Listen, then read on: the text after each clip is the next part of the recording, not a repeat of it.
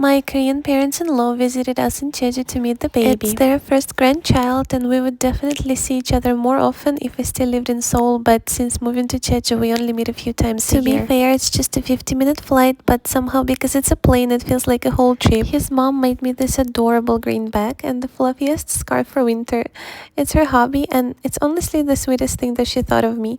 Oh, and she even brought homemade kimchi. I didn't even know you could bring kimchi on a plane. My husband did most of the cleaning. I helped just a little since I was busy with the baby. This is our main guest room because it's the biggest one. All our guests are staying here. I did super simple makeup that day for the first time in like forever. And as soon as they arrived, we had lunch. My husband bought fish from a popular restaurant and cooked something separately for me since I'm vegetarian and don't really eat Korean food. When Noel woke up, I handed him to my mother-in-law. It was her first time holding him.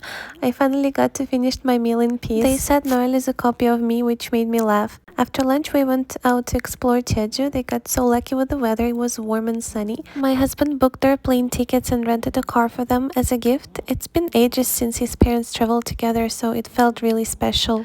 They had been asking for a grandchild for years, and now that he's finally here, we live so far away that they cannot really see him grow. Anyway, we stopped by a beautiful cafe and later headed to a hill, but Noel started crying, so I stayed behind to feed and rock him to sleep while his parents went ahead. Once he fell asleep, we climbed a little too.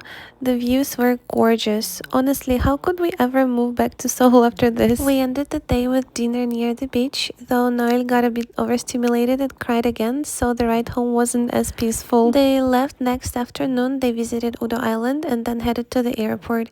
It was such a lovely, though really short time together.